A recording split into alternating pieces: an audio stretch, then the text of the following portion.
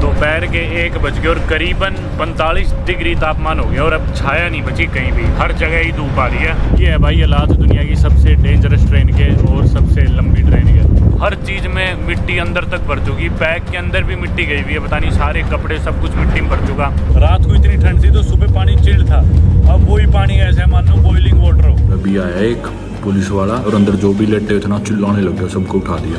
Phone का जो screen guard था वो डैमेज हो चुका है क्योंकि आयरन और पड़ा है, कहीं पे मिट्टी है कहीं पे कुछ, तो स्क्रीन खराब होगी। स्वागत है सारा रेगिस्तान से दुनिया की सबसे लंबी और सबसे भारी ट्रेन में।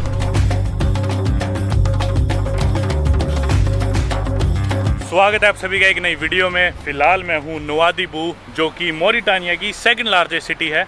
और नवादीबू में मैं आज एक बहुत ही बड़ा एडवेंचर करने वाला हूँ। आप में से काफ़ी लोगों ने शायद मोरिटानिया का नाम भी नहीं सुना होगा, लेकिन मैं बता दूँ कि नॉर्थ वेस्ट अफ्रीका की एक कंट्री है और सारा रेगिस्तान है, 90% कंट्री सिर्फ रेगिस्तानी है। और इस देश में ना एक ट्रेन चलती है जो कि आयरन और कैरी करती है, उसी पे इसकी काफ़ी इकॉनमी डिपेंड करती है इस देश की।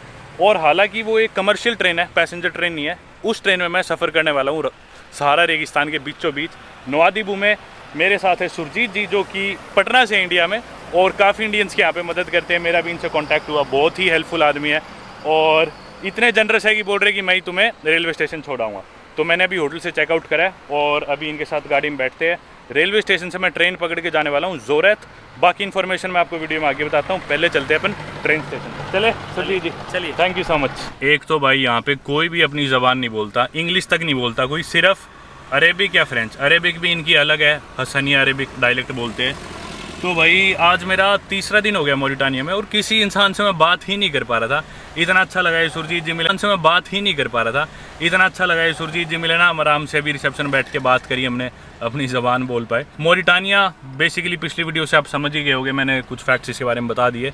एक पूरी तरह से एंटायरली सुन्नी मुस्लिम कंट्री है, मोस्टली डेजर्टेड है, पानी बहुत कम है, ना के बराबर है। साउथ में इनकी सेनेगल रिवर है जो कि सेनेगल की है, उससे थोड़ा बहुत जो भी पानी इन्हें मिलता है। 1/3 इनकी पॉपुलेशन नॉकशॉट, जो इनकी कैपिटल और लार्जेस्ट सिटी है, उधर रहती है। और नवादीबू बेसिकली इनका पोर्ट है जिसके लिए फेमस है। और दूसरी चीज़, जो आयरन ओर की ट्रेन है वो नवादीबू से चलती है और वो जाती है जोरत। जोरत में आयरन ओर की माइनिंग होती है, यहाँ से खाली जाती है, वहाँ से आयरन ओर उसमें लगता है और फिर वो वापस आती है नवादीबू की तरफ। इधर आके वो ट्रेन खाली होती है और फिर दोबारा चलती है। साल में 365 दिन वो चलती है विदाउट अ ब्रेक।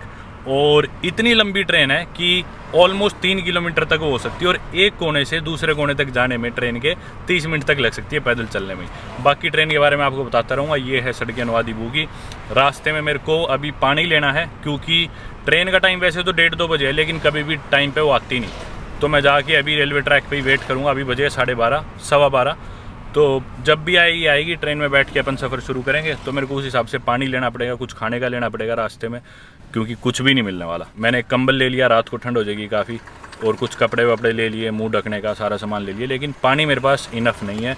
पानी और कुछ चॉकलेट वगैरह वो रास्ते में से भी लेंगे। ये जो आप देख पा रहे हो ये एयरपोर्ट की बाउंड्री है और अपन बिल्कुल एयरपोर्ट के साथ साथ चलने लग रहे हैं। ये एंट्रेंस है भाई इधर के एयरपोर्ट की।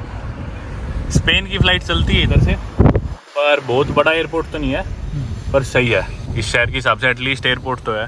सामान ले लिया मैंने, लगभग 850 उगिया का आया। एक उगिया में इंडिया के 2.17 रुपये होते हैं, तो 850 मतलब इंडिया के 1900-2000 रुपये का। मैंने ले लिया 6 लीटर पानी, 1-1.5 लीटर मेरे पास पहले ऑलरेडी भी था, तो मेरे पास 7-7.5 लीटर पानी है, बहुत ज़्यादा है जो कि। और साथ में मैंने ड्राई फ्रूट्स के पैकेट ले लिए, मेरे पास बादाम थे ऑलरेडी पर थोड़े और ले लिए।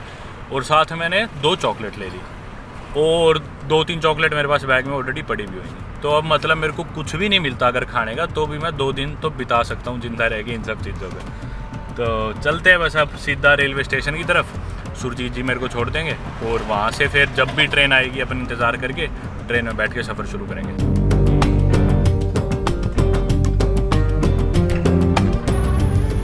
ये इनका सरकारी अस्पताल है नवादीबू में।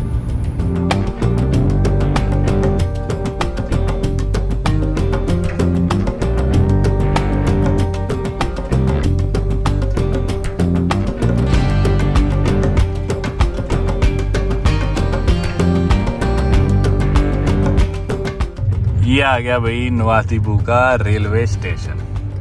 आप लोग सोच रहे हो कि मैं मजाक कर रहा हूँ, मैं मजाक नहीं कर रहा, सही में ये स्टेशन है।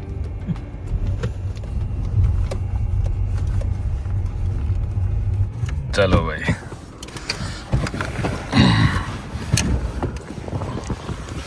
बैग भारी हो गए, 6-7 लीटर तो पानी है। ये आ गया भाई स्टेशन, फुल लदा हुआ हूँ। और एक हाथ वाला बैग जिसमें कंबल है वो आगे सुरजीत जी के पास है। ये है स्टेशन।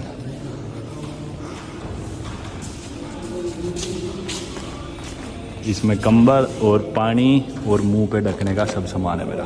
भाई इनसे लोकल से पूछने लग रहे हैं, सुरजीत जी थोड़ी फ्रेंच बोल लेते हैं, तो पूछ रहे कि भी कब जाएगी या नहीं जाएगी, क्योंकि टाइम का इसका कुछ पता नहीं, 12-15 घंटे भी लेट हो जाती है। एक आदमी ने तो रात के 2 बजे बोर्ड करी थी, अभी दोपहर के 1:45 हुए, कुछ नहीं पता कितने भी घंटे लेट हो सकती है। सुरजीत जी गए, बाय बाय भाई, बड़ी मदद करी। अभी बजे है 1:45 और लगभग यूँ मान लो 3 बजे से पहले से तो आने से रही। ये औरत यहाँ पे सामान बेच रही थी, ये बोल रही थी कि भी मिनिमम 3 तो बजेंगे ही बजेंगे। और अभी 2-2.25 घंटे अपन ही आराम करते हैं। कह रही है कि और लोग भी आएंगे, अभी तो खाली है, कुछ लोग और सोने लग रहे हैं यहाँ पे, अपन भी सो जाते हैं। आप लोग हो सकते हैं सोच रहे हो कि यहाँ पे और लोग बैठे हैं तो मतलब पैसेंजर ट्रेन है क्या जो लोग ऐसा इंतज़ार कर रहे हैं, पर जैसे मैंने बताया ये माल गाड़ी है दरअसल। इसमें 1-2 बोगी वैसे पैसेंजर की भी अटैच होती है, पर वो हर बार नहीं होती, पता नहीं उसका क्या सिस्टम है। पर लोग बेसिकली इलीगली ही इसमें चढ़ के जाते हैं, पर लीगली कुछ ही मान लो। जो इनकी नेशनल रेलवे है उनको इनकी माइनिंग कंपनी ओन करती है और उन्हें ही पता है भाई लोग जाते हैं, पर कोई और इलाज भी नहीं है। एक ही रेलवे लाइन है इनकी, 700 किलोमीटर लंबी है, और तरीका क्या है फिर ट्रैवल करने का। लोग गरीब अफोर्ड भी नहीं कर सकते कि सबके पास गाड़ी हो या फिर कोई बस जाती हो, बस की टिकट अफोर्ड कर ले, तो लोग फ्री में ही ट्रेन पर चढ़ के जाते हैं। और काफ़ी रिस्की भी है ये, डेंजरस भी है। दोपहर के अभी 1:45 हो गए और अभी आया एक पुलिस वाला, यहीं पे दफ्तर था स्टेशन पे, ताला लगा हुआ था, पहले बंद था वो, अभी खोल के आया और अंदर जो भी लेटे हुए थे ना चिल्लाने लग गया, सबको उठा दिया। मैं भी लेटा हुआ था और 15 मिनट पहले की बात है, 1:30 बजे की बात है, लेकिन मेरे से प्यार से बोल रहा, आके मेरे से हाथ मिलाया, मेरे को ग्रीट करा और सबको धमका रहा बहुत बुरी तरह। बाद में अंदर कमरे में लेगा, सबकी तलाशी के लिए चिल्लाने लग रहा है, फुल तेज सबको धमका रहा है।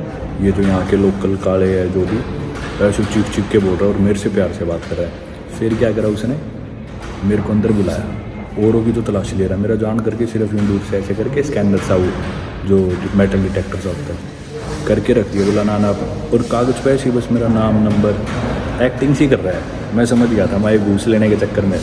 फिर कमरे का गेट बंद करा और बोला 200 रुपया दे दो मेरे को घूस। फिर मैंने सोचा चलो दे देते, क्योंकि यहाँ पे आराम भी करना है, पता नहीं कितना टाइम बिताना पड़े। तो कमरा बंद करके उसने मुझसे 200 रुपया मांगे, मैंने दे दिया। उसके बाद मैं कई देर तक कमरे में खड़ा रहा, उसे लगा कि मैं उसको रिकॉर्ड करने लग रहा हूँ। बाद में वो आके मेरे फ़ोन की तलाशी ले रहा और ये वो। मैं बोला अरे भाई नहीं कर रहा, ट्रांसलेट कर रहा था मैं सही में ट्रांसलेट कर रहा था। मैं ये पूछना चाहता किस टाइम आएगी ट्रेन, तो फिर वो मेरे को बोला 4 बजे आएगी। तो उसका नाम तो मैंने देखा था यार, नाम मेरे याद नहीं आ रहा क्या था, लेकिन उस सिपाही का, पर इधर स्टेशन पे ही था वो। 200 की उसने घूस ली और औरों को धमकाने लग रहा था, पता नहीं, और नाटक कर रहा था, मतलब मेरी आईडी लेके पासपोर्ट लेके लिख रहा बार बार ड्रामेबाजी। और सारे तो उठ गए, अब कोई नहीं सो रहा, आराम से बैठे नहीं, वो आगे फिर धमकाएगा, मैं अपना आराम से सोऊंगा। पैसे दे रखे भाई, टोकेगा तो फिर मैं उससे लड़ पड़ूंगा, फिर मैं कह दूँगा भाई तेरी मैंने वीडियो बना रखी है, फालतू बोलेगा तो भी कर दूँगा लीक। अपन करते हैं आराम, पैसे भिजवा दिए भाई। भाई अभी दोबारा आया वो अफसर और मेरे को उठाया नींद में से, बोला इंडियन उठ। मैं बोला हाँ बोल चले। फिर एक आदमी की ड्यूटी लगा दी, बोला ये तेरा ध्यान रखेगा, जिसको धमका रहा था उसको ही कह दिया इसका ध्यान रखियो ये वो, और मेरे को बोला आराम करो ऐसे वैसे। मैं ठीक कहता हूँ जा। शाम के 4:15 हो गए दोस्तों और कुछ ऐसा दिखता है ये ट्रैक, अभी तक ट्रेन आई नहीं। और रेलवे स्टेशन के बाहर ये गंदगी देख लो। वापस स्टेशन की तरफ चलते हैं, कई देर से बैठा हूँ मैं, भीड़ भी होगी। ये देखो भाई बकरी भी लोग लदा के लेके जाएंगे इस ट्रेन में,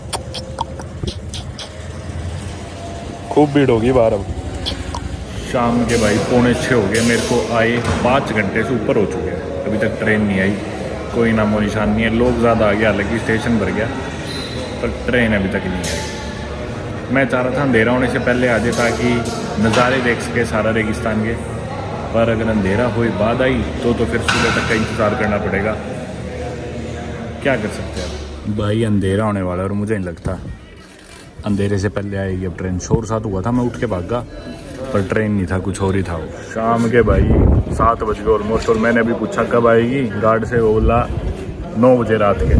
सारे लोग इंतज़ार कर रहे हैं, सनसेट भी हो गया। साथ ही और रात के 8:15 बज चुके हैं। रात के 8:45 हो गए भाई, अभी तक कोई खबर नहीं ट्रेन की। भीड़ होगी भयंकर। मुझे आए भी ऑलमोस्ट 9 घंटे होने वाले हैं। इधर पड़ा हूँ आराम से, कभी बाहर चला गया कभी अंदर आ गया, ऐसे ही टाइम पास कर रहा हूँ। 9:15 हो गए भाई और अभी तक कोई मूवमेंट नहीं। अच्छे फंसे भाई। वक्त हुआ है रात के 10:15 और अभी भी कोई अपडेट नहीं है। गेट तो खोल रहे, पता नहीं क्यों खोल रहे, लेकिन किस तरह लोटपोट हो रहे यार, देखना बेशर्मोगी डाल। सारे यूं ही पड़े हैं बिल्कुल। 11:15 बजे और हलचल सी होने लगी, एकदम सारे उठ गए। काश आ गई हो भाई, काश आ गई हो, मर लिया मैं तो। It has arrived. ओके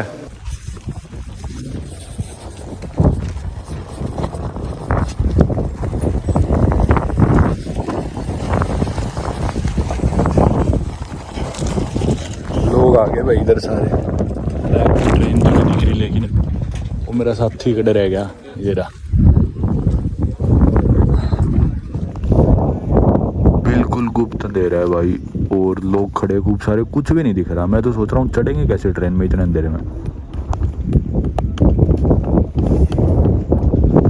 11 ही बज गए भाई, अभी तक नहीं आई ट्रेन। लोग इतनी जल्दी आ गए, पहले ऐसे ही खड़े हो गए बाहर। जुगनू वगैरह दिख रहे, तारे दिख रहे, आसमान एकदम साफ है। वो जो टीटी नहीं था जिसने मेरे से पैसे लिए थे, घूस कह लो कुछ भी कह लो, वो आया अलग से मेरे पास और मेरे को बोला कि ना उधर चला के उस तरफ बैठ। मैं बोला क्यों, मेरे साथ एक दोस्त है, कि यहाँ पे मैंने दोस्त बना लिया था, बार बार मेरे सामान का ख्याल रख रहा था, मैं उसका रख रहा था। साथ वाली उस कुर्सी पे ही था वो, तो वो मेरे साथ साथ था, पर उसने उसको नहीं आने दिया। पता नहीं क्या चक्कर था, मतलब लैंग्वेज बैरियर था नहीं, मैं धक्के से ले आता, पता नहीं क्या बात हुई, मेरे समझ में नहीं आया। अंधेरे में कुछ दिख भी नहीं रहा था, मुझे लगा पीछे पीछे आ रहे, देखा तो था ही नहीं। उसने टीटी ने 2 बंदों की ड्यूटी लगा दी, बोला टीटी उन्हें कि अमेरिका का इसका ध्यान रखना।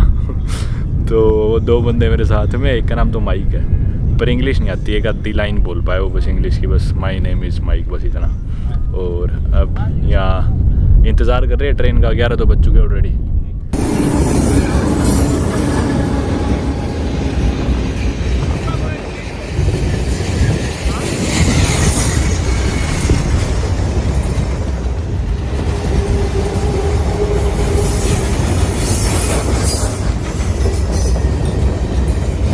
आ गई भाई साहब ट्रेन। इतनी लंबी ट्रेन है, ख़त्म ही नहीं होने लग रही, इतनी देर होगी। और मेरे ख्याल 3 से 4 तो इसके इंजन है, डीजल इंजन।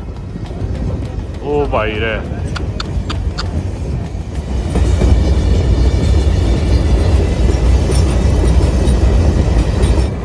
भाई कौन से में चढ़ना है अब, कुछ दिख ही नहीं रहा अंधेरे में। ये तो मैंने फ्लैश ऑन किया तो थोड़ा बहुत। भाई ये तो पैसेंजर वाले पे ले आया, इसके पीछे एक पैसेंजर कैरिज भी है, यही इंजन है। नहीं पैसेंजर गए तो ओवरलोडेड है, इधर नहीं बैठना अपने को। Vamos mic. चढ़ जा भाई। Good एस्टबियन no. ओह इसके अंदर तो 5 लोग सो रहे हैं भाई। Next mercy brother.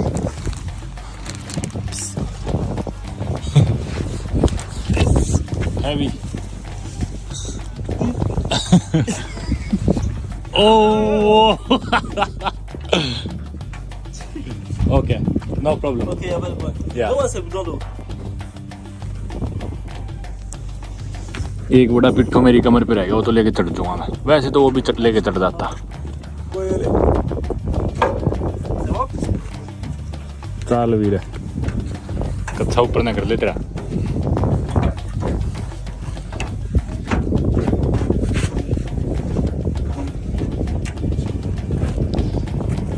आ जाओ भाई, मारा जोर। ये आ गया बम्बई वैगन के अंदर। अंदर से काला है पूरा, ये देखो, ये आयरन और इसमें पड़ा पूरा। इसके ऊपर ही सोना है लेकिन अपने को। पहले से काफ़ी लोग हैं इसमें। चलो चल पड़ी भाई ट्रेन में भाई बिछा लिया मैंने तो अपना ताम जाम। ये देखो नीचे कंबल और ये खाने पीने का सामान, ये देखो बैग मैंने ढक दिए पॉलीथीन से और बोरी से। ये मैंने जो कंबल खरीदा था वो बिछा लिया नीचे, और ये देखो आयरन हो रहा है, इसी के साथ सोना पड़ेगा। ये मुंह में भी लगेगा तो मुंह ढकना पड़ेगा अभी। इसमें मैंने पानी की बोतलें, अपने ड्राई फ्रूट वगैरह सब इसमें। चलो भाई करते हैं आराम, अब सुबह मिलूंगा आराम से, आपको बातें बताऊंगा सुबह इस ट्रेन के बारे में। दोस्तों स्वागत है ट्रेन में आपके साथ पहली सुबह में। और सनराइज़ पे हम वीडियो नहीं बना पाए क्योंकि बहुत गहरी नींद में था। यहाँ पे सारे लोग सोने लग रहे हैं। ये मेरा बिस्तर है, मैंने इधर सरका लिया था। पहले मैं उधर सो रहा था पर उधर धूप होगी बहुत तेज़, तो मैं इधर थोड़ी सी छाया में ले आया। कुछ ये हालात है अंदर, ये देखो।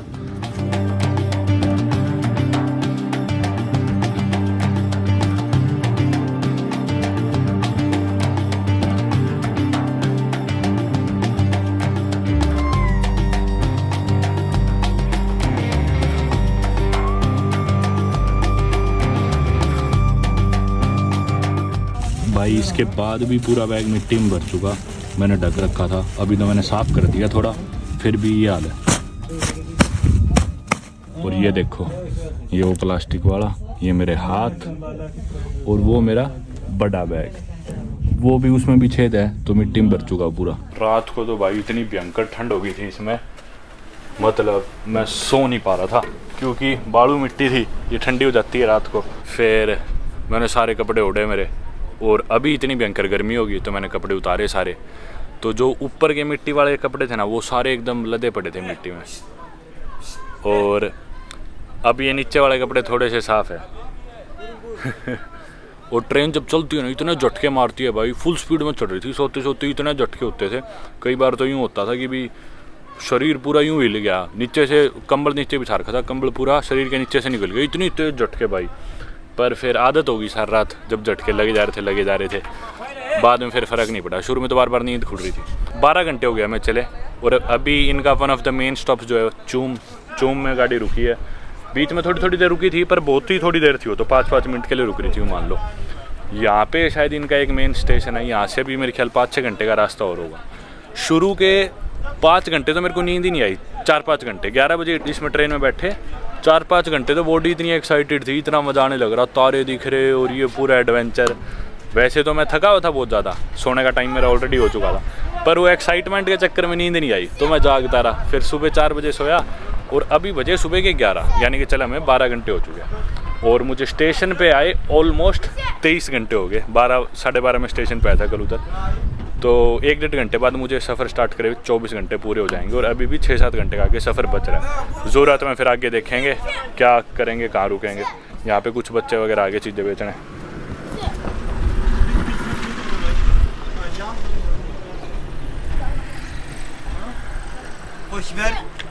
इसकी कंस्ट्रक्शन भाई 1960 में शुरू हुई थी और 1963 में पूरी हो गई थी।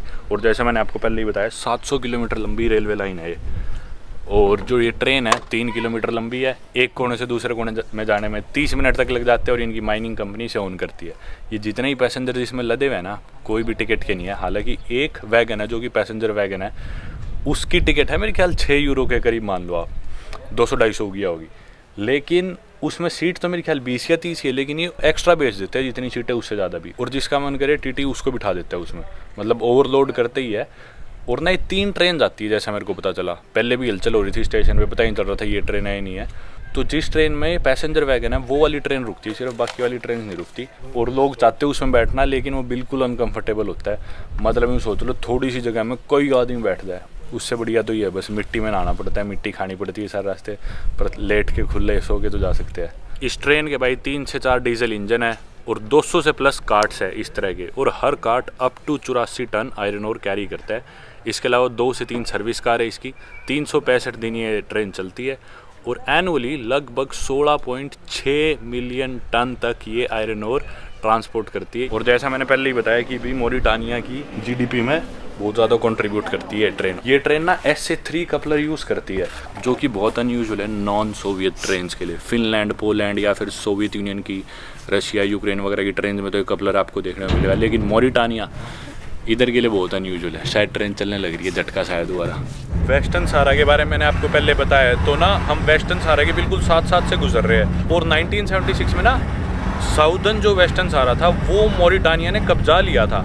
इस वजह से क्या हुआ, इनकी जो ये लाइन है ना इधर से जो होके गुजरती थी, इस पे बार बार ना पोलिसारियो की फोर्सेस अटैक करती थी, लाइन तोड़ देती थी, जिससे इनकी इकॉनमी बहुत ज़्यादा इफेक्ट हो रही थी। पोलिसारियो वो है जो वेस्टर्न सहारा का ये रीजन कंट्रोल करती है। आपने मोरक्को वाली वीडियोस में देखा होगा, वेस्टर्न सहारा वाली वीडियोस में। तो पोलिसारियो फोर्सेस वाला जो ये एरिया था, इधर से इनकी लाइन गुजरती थी रेलवे की, इन्होंने वो एरिया कब्जा लिया। लेकिन वो रिबेल करने के लिए बार बार इनकी ट्रेन लाइन तोड़ देते थे या कुछ ना कुछ कर देते थे। इसके चलते ना फिर मॉरिटानिया में तख्ता पलट हो गया और इनकी आर्मी ने, जो इनके प्रेसिडेंट थे मुख्तार दद्दार या ऐसे कुछ नाम था, उनको ओवरथ्रो कर दिया 1976 में। और पोलिसारियो का वो जो कब्जा था वो छोड़ दिया, वो वापस वेस्टर्न सहारा हो गया, पोलिसारियो कंट्रोल में आ गया। फिर उसके बाद इसमें खूब रिपेयर करवाई इस लाइन में, और 1980s में दोबारा फंक्शनल होगी और दोबारा चलने लगी है ट्रेन।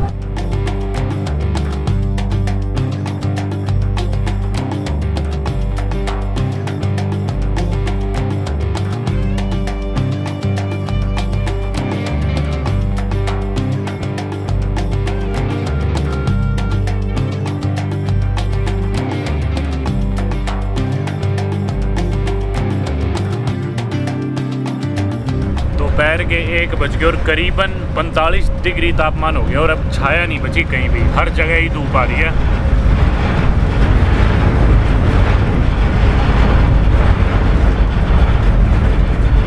पूरा मिट्टी में लदा हूँ मैं और सभी लदे हुए, और धूप सीधा ऊपर पड़ने लग रही है, कहीं छाया भी नहीं बची अब तो। पहले जो था सूरज जब उधर था तो थोड़ी सी छाया इधर आ रही थी, अब सीधा मुंह पे धूप लग रही है। 45 डिग्री टेम्परेचर हो चुका है। अब थोड़ी सी कंडीशन मुश्किल होने लग रही है, अभी तक तो थी मुश्किल पर इतनी ज़्यादा नहीं थी, मतलब मेरे को इतनी दिक्कत नहीं हुई। अभी करीबन 3-4 घंटे का सफ़र हो रहा है। मतलब मैं फ़ोन 1 सेकंड के लिए बाहर निकालता हूँ ना, इसके चार्जिंग पोर्ट में भी इतनी मिट्टी घुस जाती है कि चार्जर लगता ही नहीं।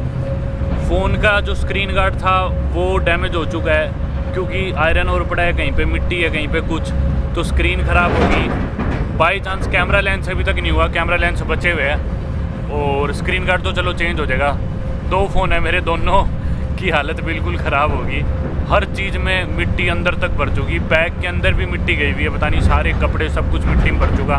मेरे कपड़े अंदर तक फील कर पा रहा हूँ मैं, और पी रहा हूँ तो भी लग रहा है साथ में मिट्टी आ रही है मुँह में, आधा किलो, सब कुछ एकदम मिट्टी में भर चुका।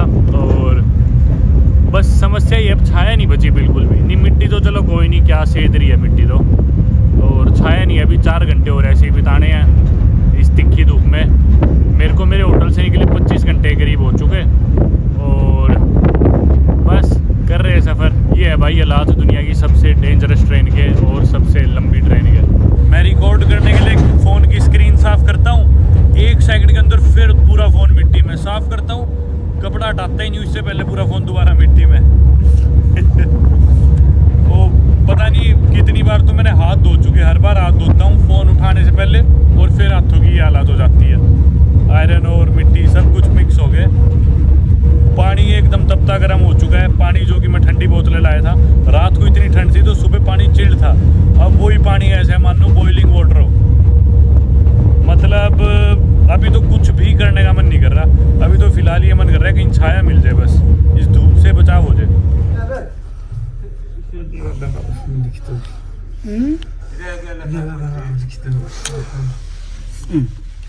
चल बड़े वापस।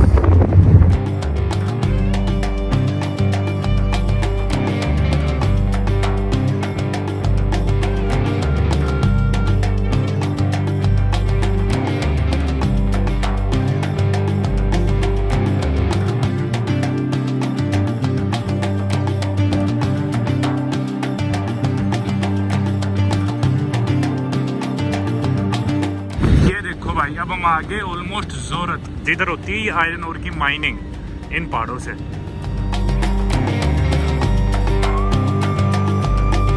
अब बस मेरी ख्याल स्टेशन भी नज़दीक होगा, कभी भी रुक सकती है शायद। ओ भाई मेरे ख्याल से 45-50 डिग्री हो रहा होगा टेम्परेचर, इतनी भयंकर गर्मी हो रही है। दोपहर के बजे अभी 3:15।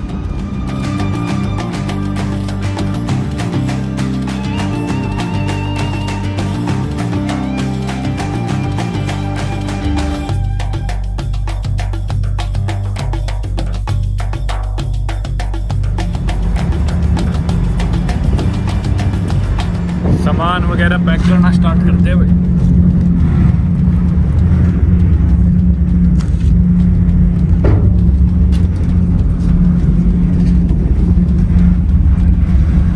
ये था मेरा कंबल का लिफाफा, इसमें मेरा छोटा बैग, हाथ मेरे आप देख सकते हो, और वो रहा मेरा बड़ा बैग। इसमें एक छेद है तो मुझे पूरा भरोसा अंदर तक इसकी मिट्टी जा चुकी होगी।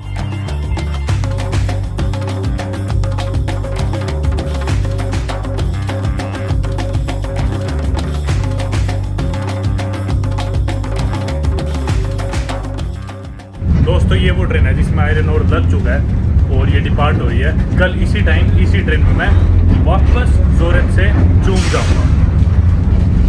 भाई अभी देखा मैंने माइक्रोफोन में भी इतनी ज़्यादा मिट्टी घुस चुकी है, आवाज़ क्लियर नहीं आ रही। तो कल इस ट्रेन से डिपार्ट होना है मेरे को, जिसमें आयरन ओर भी लग चुका है और इसी टाइम चलेगी भी। कल वाला एडवेंचर और भी थ्रिलिंग होएगा क्योंकि मिट्टी के साथ साथ आयरन ओर भी होएगा। आगे क्या जोरत,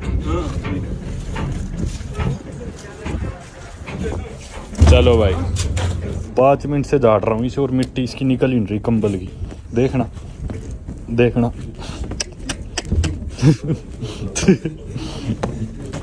मर गया है।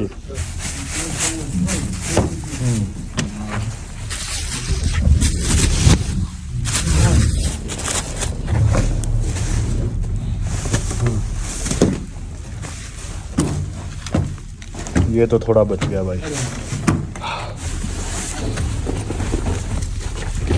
ये तो हो गया पूरा मिट्टी में उतर के भाई इधर से, और लोग भी उतरने लग रहे हैं देखो। बुरा हाल हो रहा है भाई। माइक ने बहुत मदद करी मेरी। अब जाना क्या है ये नहीं पता, नेट देखता हूँ चल रहा है तो।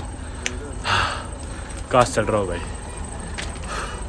पूरे शरीर में इतनी मिट्टी चलेगी, नाक से मुंह से, बहुत अजीब लग रहा है। इधर खूब सारी टैक्सीज पहले से ही खड़ी है, लोग उतरेंगे तो उन्हें बिठाने के लिए पहले ही आई हुई है, पर शेड है शायद सारी। 5 जिब्रिल करके जगह है, कोई माइक मेरे को टैक्सी दिलाएगा वहाँ के लिए। भाई बहुत बढ़िया आदमी है यार माइक, सारे ही बढ़िया थे लोकल ट्रेन में जितने भी थे। ओ भाई ये हालात है इधर गाड़ियों के।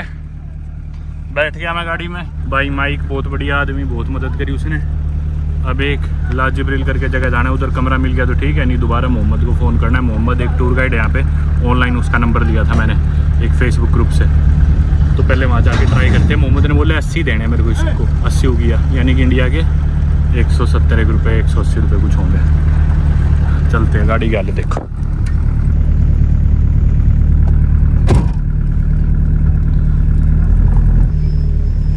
ताऊ चाल के राजी नहीं भाई आज।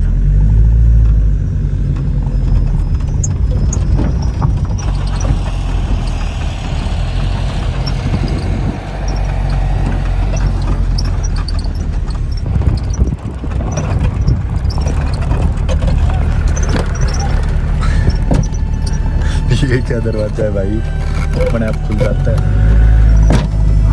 ताऊ सोच रहे गद्दी और सवारी बिठा ले, चलता चलता।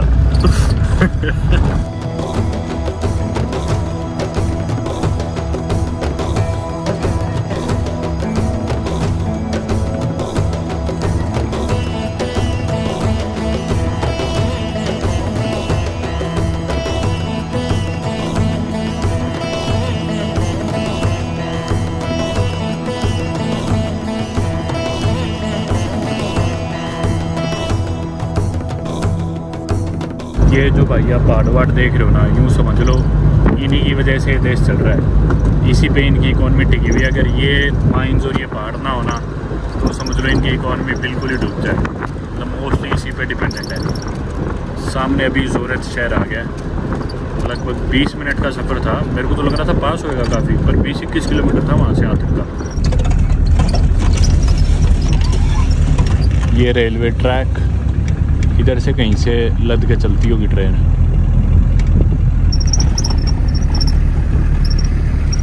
भाइयों इधर रोका हमें सिपाहियों ने, चेक पॉइंट था, और पासपोर्ट लेके मेरा पूछ रहे थे कि भाई कहाँ जाएगा, क्यों आया है, यहाँ क्या करने आया है। फिर ये ताऊ बढ़िया है जो ड्राइवर है ना, ताऊ की मैंने बात मोहम्मद से कराई थी। मोहम्मद ने ताऊ को सारी बात समझाई थी। ताऊ ने बढ़िया तरीके से सिपाही को समझा दी। मेरी डिटेल लिख के थोड़ी देर में गाड़ी में ही देंगे, पासपोर्ट और ज़्यादा पूछताछ नहीं करी।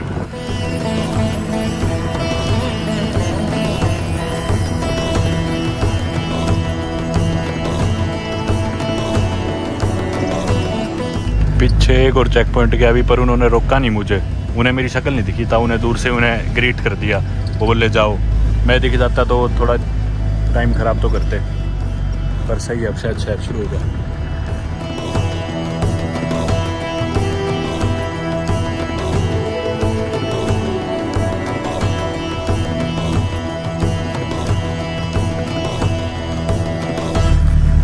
बढ़िया शहर लग रहा है जोरेत तो मेरे को, अभी तक एक्साइटेड हुआ है।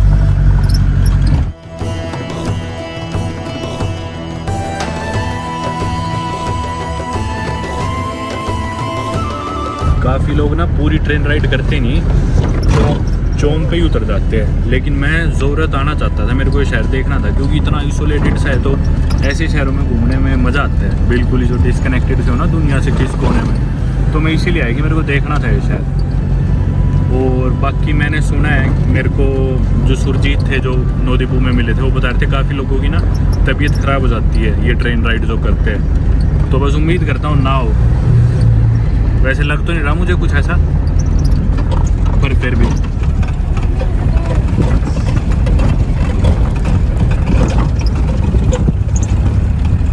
इतने एसी है भाई शहर में, तो सबने एसी लगा रखे है अपने घर में। ये क्या चक्कर है, घर है या होटल है, क्या चीज़ है ये? हर आदमी के घर में एसी तो नहीं हो सकता यार। ये कोई पता नहीं यार क्या ही चीज़ है ये माइनिंग कंपनी वालों के गेस्ट हाउस होंगे, मुझे ऐसा लग रहा है। एक तो थोड़ा सा ही जोर डालते हैं, गेट खुल जाता है बारी बारी।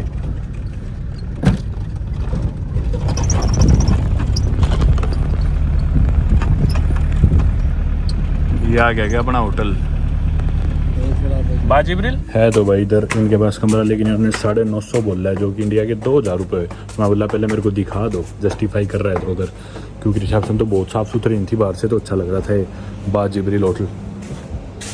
ले लिया भाई कमरा, अभी थोड़ी देर में दिखाता हूँ आपको। ताऊ को बाय बाय बोल देते हैं।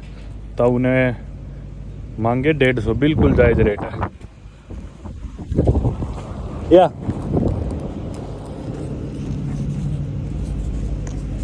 ताऊ शुक्रान।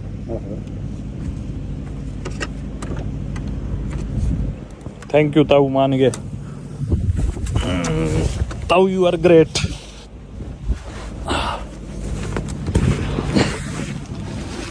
बाय बाय ताऊ, bye, take care, love you. चलो चलो भाई, इस वक्त मेरे में 150 किलो बोझ होगा, 100 किलो मेरा और 50 किलो मिट्टी का। इन्होंने एक पुलिस फॉर्म भरवाया मेरे से। रास्ते में 2 चेक पॉइंट्स थे, एक जगह रोका गया। कमरे में चल के नहाऊंगा, फिर कुछ खाऊंगा, फिर सोऊंगा। ये बार कुछ कुर्सी है, ये वाला कमरा है मेरा। कमाल की बात है, कमरे में एसी है। मैंने तो वो देखते ही बोल दिया था, मैं ठीक है, काम चलाना है अपने को। ये है कमरा, ऊपर एसी है, ये क्या शीशा सा कुर्सी, एक ये बेड, फ्रिज पता नहीं चलता है नहीं चलता, और अंदर बाथरूम है। अपने को शावर चाहिए था, मेन तो शावर मिल गया। नहाना ज़रूरी है फ़िलहाल, बाकी काम अपना हो जाएगा। चलो अब करते हैं आराम। हाँ भाई, लग रहा हूँ ना नहा दोगे मामाज बॉय। शाम के 6 बज गए हैं, और कल मैंने होटल में ना अपने कमरे से चेकआउट तो 11 बजे ही कर दिया था। 11 बजे मैं रिसेप्शन में जाके बैठ गया था, वो सुरजीत जी आ गए थे तो उनसे मिल रहा था। तो लगा लो लगभग 31 घंटे बाद दोबारा कंफर्टेबल हुआ हूँ। और साबुन या बाथरूम में रखी तो थी, पर मैंने मेरी साबुन निकाल ली, डेटॉल साबुन की बड़ी वाली टिक्की लेके आया था मैं, वो अभी तक यूज़ नहीं हुई थी इस ट्रिप पे। आज मैंने वो खोल ली और आधी होगी वो टिक्की। इतना मैल, इतनी मिट्टी उतरी ना, और एक बार में तो उतर ही नहीं सकती। मेरे हाथों पे जैसे मेरे को दिख रहा है, इधर का रंग अलग है, इधर का अलग है। और अभी वो पूरी कालस सी उतरी नहीं, रम गई, मतलब वो मिट्टी ना और आयरन और भी। तो 2-3 बार नहाने पे ही ठीक से निकलेगी। और आराम करते हैं, नहा धो के। एसी काम कर रहा है, एसी में लेटा था। इंटरनेट नहीं चल रहा यार, ये परेशानी है। पता नहीं वाईफाई कैसे चल ही नहीं रहा। मेरा भी जो इंटरनेट था वो भी काम नहीं कर रहा। तो जैसे तैसे कुछ खा के आएंगे, रात बिताएंगे यहाँ पे और आराम करते हैं। तो भाई ये लोग ना सारे, मतलब इनमें से एक तो सेनेगल का ही है। तो मैं इनसे पूछ रहा था भाई ऐसे कौन सी लैंग्वेज बोलते हो? तो बता रहे थे पुलार Pular, Hasni. French, Hasni. Hasnia, Sonike. Sonike, Olof. Olof, okay, पता नहीं, Olof, Senegal, Bombara. Olof. Ici, il y a Olof. Ici. Sénégal, il y a Olof. Il y okay, a Pular, il y a Sonike. हाँ, Il y a tout là. Il y a Anglais, English, Francis. Francis, English, तो ये ज़्यादातर बोलते हैं French या फिर ये बोल लेंगे पुलार। इंग्लिश तो नहीं आती खैर इन्हें, पर हसनिया अरेबिक जो है नोदीबू हसनिया, Hasnia. नोकशोट हसनिया, Tout Hasnia, Pular. Il y a beaucoup de mélanges. Mourten, Mauritania, Mourten, c'est 5 langues. Mourten, c'est 5 But- langues. Pular, okay, français, फ्रांसीस, anglais. English, Hasnia.